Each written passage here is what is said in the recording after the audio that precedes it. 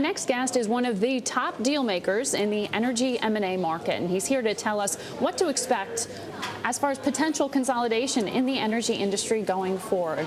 That's, of course, Tom Petrie. He's vice chairman at Bank of America-Merrill Lynch. Thanks so much for coming in studio. Good to be here, Margaret. We're looking at oil well above $80 a barrel, natural gas seemingly under continual pressure here. Where are you seeing real activity? What kind of fuel is this providing? Sure. Well, after the Lehman bankruptcy, there was a real quiet period for about a year. But starting last fall, things picked up, and we're seeing a lot of interest, particularly in the oil or liquid side of the business.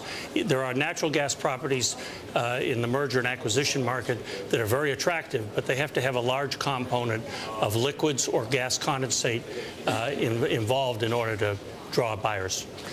So you're saying more the gas end of the business. Yesterday, we saw this massive deal out of China with China Petroleum paying nearly $5 billion for that stake in Canadian company Syncrude, right? That's Why right. That interest in the heavy oil fields? Well, from China's standpoint, they have big future needs. They know their economic growth depends on being, if you will, hedged against their oil needs. Ironically, none of this oil that they bought in Canada is likely to ever go to China. There's no plan to take it to the West Coast and to China, but they're effectively hedged because it'll be shipped to the U.S. and in the total demand balancing of the world, that will free up other oil that China can use in its economic growth. It's about energy security for them in some ways. But are we going to see China become even more active on that front, particularly if we see the yuan appreciate? I mean, does that give them greater purchasing power? Yes, and that is part of what's going on. This is a step. There have been several transactions before.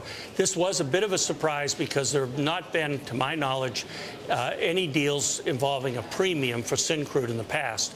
This one did involve a nice premium, which makes it very good for ConocoPhillipps, but also a good, solid strategic deal in size for China. Did China Petroleum overpay? No, I don't think so. It was not a huge premium, but it was unprecedented for there to be a premium of this type of transaction.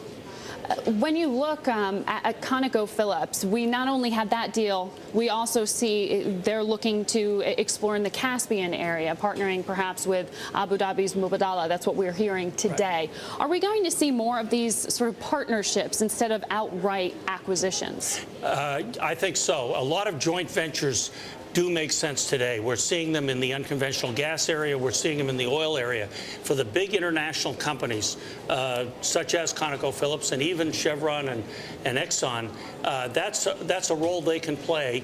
And I think as the industry progresses, the national oil companies will realize having a partner with skin in the game has real value, given the complexity of future oil development. Why does ConocoPhillipps need this so much right now? Why did they get rid of the Lukoil stake? Well, they've decided to do a reset in their overall positioning, and I think it makes a lot of sense.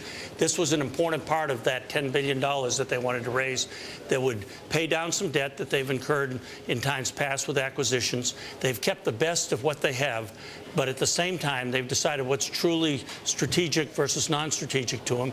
And this one, they have lots of other exposure up in Canada to oil sands. So this was not one where they were in control of their destiny. So this is the one that was logical to divest. And this latest joint venture, for lack of a better term, with Mubadala, they're looking in the Turkmenistan area. Is this a new, vibrant area here? Well, the rim of Russia has a number of countries that really do have relatively less mature properties, more where large amounts of oil can be developed. And so, yes, they're drawn to that because it does have... Yet the Russians don't have the upper hand in this area, even though it's right in their backyard? I wouldn't say that. I'd say there's a desire to have a balance between Western companies and the Russian influence. Interesting. Thank you so much for coming in and giving us your perspective today. It's Tom Petrie, Vice Chairman at Bank of America-Merrill Lynch.